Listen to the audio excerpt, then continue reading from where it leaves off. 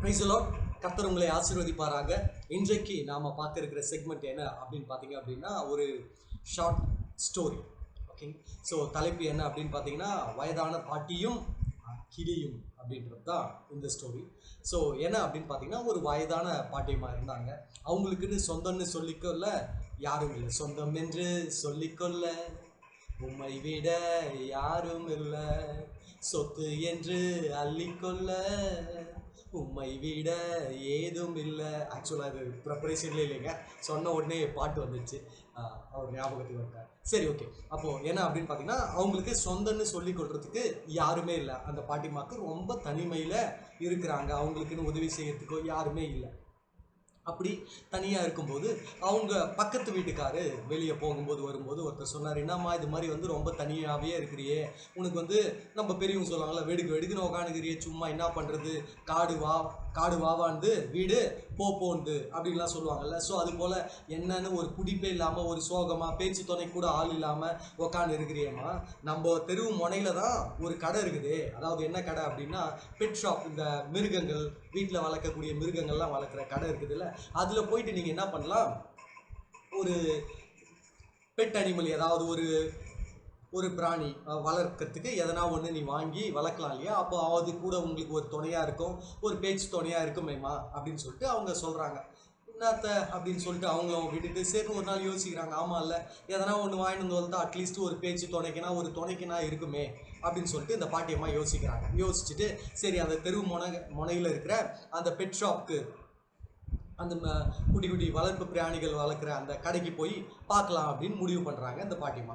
சரின்னு சொல்லிட்டு என்ன பண்ணுறாங்க, அந்த கடைக்கும் அவங்க போகிறாங்க. சரின்னு சொல்லிட்டு போனோடனே அந்த கடைக்காரு வாங்க வாங்க வாங்க பாட்டிமா அப்படின்னு சொல்லிட்டு சொல்கிறாங்க. என்ன வேணும் அப்படின்னா, இது மாதிரி பக்கத்து வீட்டில் வந்து சொன்னாங்கப்பா, இது மாதிரி எதனா ஒன்று வாங்கி வளர்க்கலாமே, உனக்கும் பேச்சு துணைக்கு இருக்கும் அப்படின்னு சொன்னாங்க அப்படின்னு சொல்லிட்டு அவங்க சொன்னாங்க. அப்படியா? உடனே அவர் சொல்கிறாரு, பாருங்கள் எங்ககிட்ட முயல் இருக்குது, நாய்க்குட்டிங்க இருக்குது, பூனைக்குட்டிங்க இருக்குது, அதுக்கப்புறம் ஃபிஷ் இருக்குது, மீன்கள் இருக்குது அப்படின்லாம் சொல்லிக்கினே வர்றாரு. அதுக்கப்புறம் சொல்கிறாரு, உங்களுக்கு பேச்சு துணைக்கு தானே ஆள் வேணும், அப்போ கண்டிப்பாக நான் உங்களுக்கு ஒரு ஐடியா கொடுக்குறேன். இங்கே பாருங்கள், இங்கே இருக்குது பாருங்கள், இந்த பச்சைக்கிளி ரொம்ப நல்லா சூப்பராக பேசும், கூட கூட வாயாடும், நல்லா பேசும். இதை நீங்கள் வாங்கிட்டு போய் வளர்த்தீங்க அப்படின்னா உங்களுக்கு ரொம்ப பிரயோஜனமாக இருக்கும் பாட்டிமா அப்படின்னு சொல்லிட்டு சொல்கிறாங்க. சரின்னு இந்த பாட்டிமாவும் சரி ஓகே கொடுங்க அப்படின்னு சொல்லிட்டு அதை காசு கொடுத்து வாங்கிக்கிறாங்க. இது அந்த கேஜ் சொல்லுவாங்கள்ல, அந்த கூண்டோடு அவங்க என்ன பண்ணுறாங்க, கொடுக்குறாங்க. சரின்னு கூட்டுன்னு அதை வாங்கிக்கின்னு வீட்டில் வைக்கிறாங்க. வச்சுட்டு பேசுகிறாங்க, பாட்டிமா எப்படி இருக்கிற, என்ன பண்ணுற அப்படின்னு கேட்குறாங்க. அந்த கிளி என்ன பண்ண மாட்டேங்குது, அந்த பச்சை கிளி பேசவே மாட்டேங்குது, எதுவுமே ரிப்ளையே பண்ணல. என்னடா அது ஒரு நாள் ஃபுல்லாக எதுவுமே பேசலையேன்னு சொல்லிட்டு மறுநாள் திரும்பவும் கடைக்கு போயிட்டு அவர்கிட்ட கொடுத்தவங்க கிட்ட போகிறாங்க. போனோடனே வாங்க வாங்க பாட்டிமா, என்ன பேசுச்சா அந்த கிளி அப்படின்னு சொல்லிட்டு அவர் கேட்டார். உடனே அவர் கேட்ட உடனே இவங்க சொன்னாங்க, என்னப்பா பேசி எதுவுமே பேசலை, நீ என்ன பேசுன்னு சொன்னால் நானும் பேசி பேசி பார்க்குறேன், பேசவே இல்லை. அப்படியா பாட்டிமா, சரி ஓகே, இந்த கிளிங்க ரொம்ப அழக விரும்பும் பாட்டிமா, அதனால நீங்கள் என்ன பண்ணுங்க, இந்த கண்ணாடி நான் கொடுக்குறேன், இந்த கண்ணாடியை வாங்கிட்டு போய் உள்ளே வைங்க. உள்ளே வச்ச உடனே அது பார்க்கும், அதை அந்த கண்ணாடியை கொத்தும், அதுக்கப்புறம் அது ரொம்ப குஷி ஆகிடும், அதுக்கப்புறம் உங்ககிட்ட பேச ஆரம்பிக்கும் அப்படின்னு சொல்லிட்டு அவர் சொன்னார். அப்படியா, சரி கொடு அந்த கண்ணாடின்னு சொல்லிட்டு வாங்கிட்டு போயிட்டு என்ன பண்ணுறாங்க, அந்த கூண்டுக்குள்ளே வைக்கிறாங்க. கூண்டுக்குள்ளே வச்சுட்டு அதுக்கப்புறம் திரும்ப பாட்டியம்மா பேசுகிறாங்க. அந்த கிளி ஒரு பதிலும் பேசலை, ஒன்றுமே பேசலை. ஒரு நாள் திரும்ப போயிடுச்சு. உடனே சரின்னு சொல்லிட்டு திரும்பி வராங்க. திரும்பி என்னப்பா நீ கண்ணாடியை கொடுத்த, அந்த கண்ணாடியை கூட நான் எடுத்துன்னு போய் வச்சேன், பட் ஆனால் அந்த கிளி எதுவுமே பேசலைன்னு. அச்சச்சோ, எதுவுமே பேசலையா, சரி ஓகே அப்படின்னு சொல்லிட்டு யோசிச்சுட்டு அவர் சொல்கிறாரு, இந்த கிளிங்களுக்கு இந்த லேடர் மாதிரி, அதாவது சின்னதாக உள்ள ஏணி மாதிரி ஒன்று இருக்குமா, அதை நீங்கள் வாங்கி போய் வைங்க, அதில் ஏறும் இறங்கும், அது ரொம்ப குஷி ஆகிடும். ஸோ அதனால் அதை நீங்கள் வாங்கி போய் வச்சிங்கன்னா அது விளையாடிட்டு என்ன பண்ணும், உங்கள் கூட பேச ஆரம்பிச்சிடும் அப்படின்னு சொன்னார். அப்படியா, சரி கொடுங்க அப்படின்னு சொல்லிட்டு அவங்கள என்ன பண்ணாங்க, அதையும் வாங்கிட்டு போனாங்க. வாங்கிட்டு போயிட்டு அந்த கூண்டுக்குள்ளே அந்த சின்னதாக ஏணி மாதிரி இப்படி ஏறி இறங்குற ஏணி இருக்கு இல்லைங்களா, அதை குட்டியாக வச்சாங்க. பார்த்தா அப்போவும் அது எதுவுமே பேசலை. இவங்களும் பேசுகிறாங்க. ஒரு நாள் போச்சு, அப்போவும் கிளி எதுவுமே பேசல. அதுக்கப்புறம் திரும்பி என்னப்பா நீ கண்ணாடி சொன்ன, கண்ணாடி போய் வாங்கி வச்சேன், ஏணி சொன்ன, ஏணியும் வாங்கி போய் வச்சேன், அப்போ கூட ஒரு வார்த்தை கூட அந்த கிளி பேசவே மாட்டேங்குதேப்பா, என்ன பண்ணுறது அப்படின்னு சொல்லிட்டு பாட்டியம்மா வருத்தப்பட்டாங்க. உடனே அவர் யோசிச்சார், என்னம்மா சொல்கிறீங்க, சூப்பர் ஐடியா ஒன்று இருக்குதுமா, நீங்கள் என்ன பண்ணுங்கள், அந்த கிளிங்களுக்கு இந்த ஊஞ்சலில் உட்காந்து இப்படி ஆடுறதுன்றது ரொம்ப பிடிக்கும், குட்டியாக ஒரு ஊஞ்சல் இருக்குது, அதை நான் வாங்கி தரேன், அதை நான் எடுத்து தரேன், நீங்கள் வாங்கி போய் என்ன பண்ணுங்கள், உள்ளே மாட்டி விடுங்க அந்த கூண்டில், அது என்ன பண்ணும், அதில் அப்படியே ஆடிக்கினே ரொம்ப சந்தோஷமாயிடும், அதுக்கப்புறம் உங்ககிட்ட பேசும் அப்படின்னு சொல்லி. அப்படியா, சரி கொடு அந்த ஊஞ்சலை அப்படின்னு சொல்லிட்டு பாட்டியம்மா அந்த ஊஞ்சலையும் வாங்கிட்டு போயிட்டு மாட்டினாங்க. மாட்டின உடனே சரின்னு சொல்லிட்டு அப்புறம் பேசுகிறாங்க. அப்பவும் பேசல, எதுவுமே பேசல. அதுக்கப்புறம் மறுநாள் வந்து பாட்டியம்மா திரும்பி கடைக்கு வந்தாங்க. என்ன பாட்டியம்மா ஆச்சு அப்படின்னா, போப்பா கிளி செத்துச்சு. என்னது கிளி செத்துடுச்சா அப்படின்னாரு. ஆமாண்ணா. சாகும்போது கூட பேசலையா பாட்டிமா அப்படின்னு கேட்டேன். கடைசி எதனா ஒரு வார்த்தை கூட பேசல அப்படின்னா, பேசி அப்படின்னா என்ன பாட்டிமா பேசி அப்படின்னு சொல்லிட்டு அவர் ரொம்ப ஆர்வமாக கேட்டார். உடனே அந்த பாட்டிமா சொல்லிச்சு, போனையா அந்த மொன கடைக்கு, கண்ணாடி வாங்கிட்டு வந்தியே, ஊஞ்சல் வாங்கிட்டு வந்தியே, ஊஞ்சல் வெயி, கண்ணாடி வெயி, அதுக்கப்புறம் வந்து ஏணி வெயின்னு சொன்னானே, அந்த கடைக்காரன் எனக்கு சோறு வெயின்னு சொன்னானா அப்படின்னு அந்த கிளி கேட்டுட்டு செத்துச்சுப்பா அப்படின்னு. என்ன பாட்டிமா நீங்கள் கடைசி வரைக்கும் அதுக்கு சாப்பிட்றதுக்கு எதுவுமே கொடுக்கலையா அப்படின்னு சொல்லி கேட்டாங்க. இவ்வளோ நேரம் அந்த பாட்டிமா சாப்பிட்றதுக்கு எதுவுமே கொடுக்காம என்ன பண்ணிடுச்சு, மற்ற தேவையான ஏணி வச்சுச்சு, கண்ணாடி வச்சுச்சு, ஊஞ்சல் வச்சுச்சாங்க. ஆனால் சாப்பிட்றதுக்கு சாப்பாடு போடல. அதனால அந்த கிளி செத்தே போச்சு. சரி, okay, what is the moral of the story? என்ன சொல்ல வரோம் அப்படின்னு பார்த்தீங்கன்னா, அந்த பாட்டிமா யார் தெரியுமா? நான் தான், நீங்கள் தான். என்னப்பா எப்படி சொல்லிட்டு, அந்த பாட்டியம்மா நம்ம தானா அப்படின்னு. ஆமாம், அந்த கிளின்றது நம்மளுடைய ஆவிக்குரிய வாழ்க்கையை குறிக்கிறதா இருக்குது. நாம் என்ன பண்ணுறோம் அப்படின்னு பார்த்தீங்கன்னா, நாம் என்ன பண்ணுறோம், அந்த கண்ணாடியை வாங்கிட்டு போய் வைக்கிறோம். கண்ணாடின்றது ஒரு பெருமை, ஒரு அழகை சொல்லுது இல்லையா? கண்ணாடி பார்க்கறது தப்புலாம் நம்ம சொல்ல வரலைங்க, சும்மா சொல்ல வரோம் புரியுதலுக்காக. ஸோ நமக்கு பெருமை பேசுறதுக்கு நிறைய நேரம் இருக்குது. நான் எப்படி தெரியுமா, என்ன போல உண்டா இளம் வாழ தண்டா அப்படின்லாம் பேசுகிறாங்கல்ல. நான்லாம் எப்படி வந்தேன் தெரியுமா, எப்படி கஷ்டப்பட்டேன் தெரியுமா, ஆவிக்குரிய ரீதியிலே நாங்கள்லாம் எப்படி ஊழியம் செஞ்சோம் தெரியுமா, நாங்கள் என்ன பண்ண தெரியுமா, அப்படி பண்ண தெரியுமா, இப்படி பண்ண தெரியுமா, என்ன மாதிரிலாம் யாரும் ஊழியம் செஞ்சுக்க மாட்டாங்க, நான்லாம் எவ்வளோ பரிசுத்தவான் தெரியுமா, நான் எவ்வளோ நேரம் ஜெபம் பண்ணுறேன் தெரியுமா, நான் எப்படிலாம் ஊழியம் செய்கிறேன் தெரியுமா அப்படின்னு நிறைய பேர் வந்து பொதுவாக தான் சொல்லியிருக்காங்க. ஸோ நிறைய பேர் அது மாதிரி பேசிக்கிறது பெருமைகள் உண்டு. நமக்குள்ளே எண்ணெய் சேர்த்தா சில சமயம் நமக்கு ஆவிக்குரிய பெருமைகள் வந்துடுது. ஸோ பெருமை பேசுறதுக்கு நமக்கு நேரம் இருக்குது. அதுக்கப்புறம் அந்த இது ஏணி வாங்கி போய் வச்சாங்க இல்லைங்களா, அந்த ஏணி என்ன குறிக்குது அப்படின்னு பார்த்தீங்க அப்படின்னா, வாழ்க்கையில் முன்னேற்றம் அடையணுன்ற எண்ணம் நம்ம எல்லாருக்குமே இருக்குது. வேலை செய்யணும், இன்னும் சம்பாதிக்கணும், இன்னும் வீடு கட்டணும், இன்னும் கடனெல்லாம் அடைக்கணும், எல்லாம் நியாயமான விஷயங்கள் தான், தப்பான விஷயங்கள்னு சொல்ல.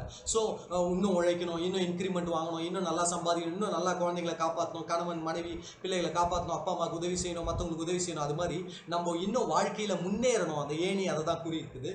அதுக்கு நமக்கு என்ன இருக்குது, நேரம் இருக்குது, உழைக்கிறோம், எல்லாத்துக்குமே நேரம் இருக்குது. ஏன்பா சர்ச்சுக்கு வரல அப்படின்னா வேலை, என்னையும் சேர்த்து தான் சொல்கிறேன் பாருங்க. ஸோ அப்படி இருக்கும்போது வேலை இருக்குது அப்படின்னா நம்ம சொல்கிறோம், அதெல்லாம் தப்புன்னு நம்ம சொல்ல வரல. அதற்கெல்லாம் நேரம் இருக்குது அப்படின்றத நாம பார்க்குறோம். நம்ம வாழ்க்கையில் நம்மளை பற்றி பெருமை பேசுறதுக்கு, நம்ம புராணத்தை பேசுறதுக்கு நேரம் இருக்குது. அதுக்கப்புறம் நம்ம வாழ்க்கையில் முன்னேறதுக்கு, உழைப்பதற்கு அதுக்கெல்லாம் நேரம் இருக்குது. ஸோ அதுக்கப்புறம் இந்த ஊஞ்சல் எதை குறிக்குது அப்படின்னு பார்த்தீங்கன்னா, ரிலாக்ஸேஷன், என்ஜாய்மெண்ட். என்ஜாய் பண்ணுறது தப்பு இல்லை, என்டர்டெயின்மெண்ட், ரிலாக்ஸ் பண்ணுறது தப்புன்னு நம்ம சொல்ல வரல. ஆனால் என்ன விஷயம் அப்படின்னு பார்த்தீங்கன்னா, அதுக்கெல்லாம் நேரம் இருக்குது. நமக்கு ஜெபிக்கிறதுக்கு, அதாவது வந்து பார்த்தீங்க அப்படின்னா மொபைலை வச்சுக்கின்னு எவ்வளோ நேரம் டெஸ்க்டாப் முன்னாடி, சிஸ்டம் முன்னாடி, டிவி முன்னாடி உட்காந்து மணிக்கணக்காக நமக்கு நேரம் செலவிடுறோம். கேட்டால் என்னப்பா கஷ்டப்பட்டு வேலை செய்கிறேன், கொஞ்சம் அந்த மைண்டு ஃப்ரீ ஆகணும் இல்லையா, அதனால ரிலாக்ஸ் பண்ணுறேன் அப்படின்னு சொல்லிட்டு நாம் சொல்கிறோம். ஓகேங்களா, அதெல்லாம் தப்புன்னு சொல்ல வரல. ஸோ என்ன விஷயம் அப்படின்னு பார்த்தீங்க அப்படின்னா, நமக்கு இதுக்கெல்லாம் நேரம் இருக்குது. அந்த கிளிக்கு சாப்பாடு போகிறதுக்கு நேரம் இல்லை, சாப்பாடு போடலன்னு சொல்கிறோம்ல, அது என்ன அப்படின்னா, நமக்கு வேதத்தை வாசிப்பதற்கு. ஆவிக்குரிய மனுஷனுக்கு ஆகாரம்ன்றது வேத வசனம் தான், ஆண்டவருடைய வார்த்தை தான். ஆனா உங்களுக்கும் எனக்கும் வேதத்தை வாசிக்கிறதுக்கு நேரம் இல்லை. அந்தோ பரிதாபம் அப்படின்ற மாதிரி எல்லாம் டைம் இல்லைன்னு சொல்கிறோம். சாப்பிட்றதுக்கு டைம் இருக்குது, தூங்குறதுக்கு டைம் இருக்குது, ரிலாக்ஸ் பண்ணுறதுக்கு டைம் இருக்குது, சிட் சாட் பண்ணுறதுக்கு, மற்றவங்க கிட்ட பேசுறதுக்கு டைம் இருக்குது, வேலைக்கு போகிறதுக்கு டைம் இருக்குது, எல்லாத்துக்குமே நமக்கு டைம் இருக்க தான் செய்யுது. ஆனால் ஆண்டவருடைய காரியங்கள் வரும்போது, ஸ்பிரிச்சுவல் திங்ஸ்னு வரும்போது, ஆலயத்துக்கு போகிறதுக்கோ, ஊழியத்துக்கு போகிறதுக்கோ, வேதத்தை வாசிப்பதற்கோ, தனி ஜெபத்தை பற்றி சொல்கிறாங்க, தனியாக ஆண்டவரோடு பேசுவதற்கோ உங்களுக்கும் எனக்கும் நேரம் இல்லாமல் போகுது. அதனுடைய விளைவு நம்மளுடைய ஆவிக்குரிய மனுஷன் எப்படி அந்த கிளி இறந்து போதோ அதுபோல நம்முடைய ஆவிக்குரிய வாழ்க்கை ரொம்ப பரிதாபமான நிலையில் இருக்குது. நமக்கு சாப்பாடு எப்படி இந்த உடலுக்கு உணவு ஆரோக்கியத்தை தருதோ, அதுபோல ஆத்மாவிற்கு, ஆவிக்குரிய மனுஷனுக்கு உணவுன்றது ஆண்டவருடைய வார்த்தை தான். ஸோ அதை நாம் அடிக்கடி நிறைய தரணும், போதுமான அளவுக்கு தரணும். மேலும் ஒரு விஷயத்தை ஷேர் பண்ணி நான் முடிக்கிறேன் பாருங்க. நீங்கள் சாப்பிடாமல் இருக்கும்போது, இந்த மாம்ச உடம்புக்கு ஆகாரம் தேவை இல்லையா, அந்த சாப்பாடை நீங்க சாப்பிடாம இருக்கும்போது இந்த உடம்பு என்ன பண்ணணும்னா, இட் வில் டிமாண்ட். இது வந்து சாப்பிடணும், அப்படியே பசி ரொம்ப எடுக்கும், ஐயோ கண்ணை கட்டுற மாதிரி இருக்கும், அது மாதிரிலாம் பண்ணும். பசிக்கணுன்ற, சாப்பிடணுன்ற எண்ணத்தை பயங்கரமா கொடுக்கும். ஆமா தானே?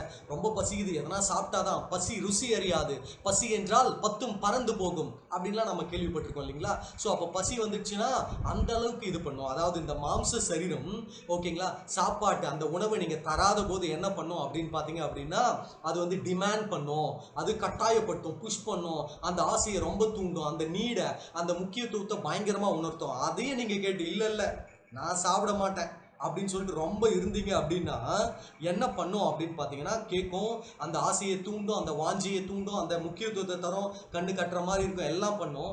அப்படி இருந்தும் நீங்கள் உறுதியா இல்லை இல்லை நான் சாப்பிட போகிறது இல்லை அப்படின்னு சொல்லிட்டு ஒரு முடிவு பண்ணீங்க அப்படின்னா என்ன பண்ணும் இந்த சரீரம்னா, உங்களை ஃப்ளாட் ஆகிடும்.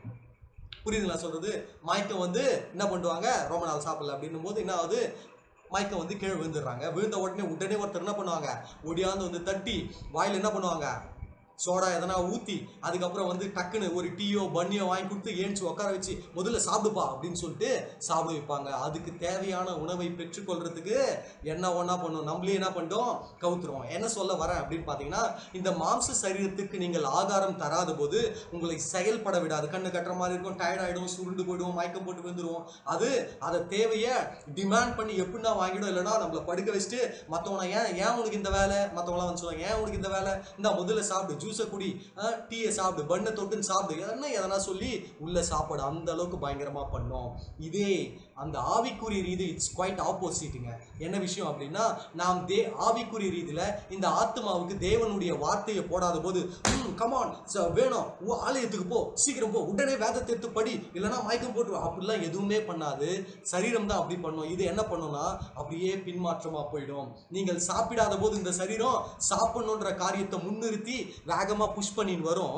ஆனா ஆவிக்குரிய ரீதியில் ஆவிக்குரிய உணவான பரலோக மன்னாவை தேவனுடைய வார்த்தையை நீங்க அப்படியே விட அது என்ன பண்ணும் அப்படின்னா, தேவையில்ல அப்படின்னு சொல்லிட்டு பின்மாற்றமா போயிடும். அது புஷ் பண்ணாது. So we need to be very careful. சத்தியத்தை அறிவீர்கள், சத்தியம் உங்களை விடுதலையாக்கும். நமக்கு எல்லாத்துக்கும் நேரம் இருக்குது. ஆனால் ஆண்டவருடைய காரியங்களுக்கு, வேதத்தை வாசிப்பதற்கு, தியானிப்பதற்கு, தனி ஜபத்திற்கு, ஆண்டவரை ஆராதிப்பதற்கு, துதிப்பதற்கு, ஊழியங்களுக்கு செல்வதற்கு, ஆராதனையில் கலந்து கொள்வதற்கு, ஆலயத்துக்கு செல்வதற்கு, சிலர் சபை கூடி வருதலை விட்டுவிடுவது போல நீங்கள் விட்டுவிடாதிருங்கள் அப்படின்னு சொல்லப்பட்டிருக்கு இல்லைங்களா? ஸோ இதற்கெல்லாம் தான் நாம் நேரம் இல்லை. ஸோ இனி நாம் அப்படி இருக்கக்கூடாது. நாம் அதிகம் காலத்தை பிரயோஜனப்படுத்திக் கொள்ளுங்கள், இனி காலம் செல்லாது அப்படின்னு தான் ஆண்டவருடைய வசனம், வேத வசனம் நமக்கு அறிவுறுத்துறது. இன்னும் கிட்டி சேருவோம். பெக்மான் ஐயா அவர் பாடினார்ல, இன்னும் உம்மை அறியணுமே, இன்னும் உம்மை அறியணுமே, இன்னும் கிட்டி சேரணுமே, இன்னும் கிட்டி சேரணுமே, பிரசன்னம் பிரசன்னம் தேவ பிரசன். அது போல நாம் இன்னும் அவரை கிட்டி சேருவோம், இன்னும் அவரை பற்றி அறிந்து கொள்வோம். ஒன்றான மெய்தேவனாகிய உம்மையும் நீர் அனுப்பினவராகிய இயேசு கிறிஸ்துவையும் அறிவதே நித்திய ஜீவன். இன்னும் அவரை அறிந்து கொள்வோம். இன்னும் வேதத்துக்குள்ள நாம் என்ன பண்ணுவோம், தொலைந்து போவோம், ஆழத்துக்குள்ள கடந்து செல்வோம், அதிகம் வேதத்தை தியானிப்போம். கர்த்தர் தாமே உங்களை ஆசீர்வதிப்பாராக. இந்த ஷார்ட் ஸ்டோரி, இந்த வீடியோ உங்களுக்கு பிரயோஜனமாக இருந்தது அப்படின்னா அதை நீங்கள் லைக் பண்ணுங்க. That's how we understand. அதன் மூலம் தான் எங்களுக்கு புரியுது. மற்றவங்க ஒவ்வொரு லைக் பார்க்கும்போது கண்டிப்பாக மோட்டிவேட்டிங்காக இருக்குது.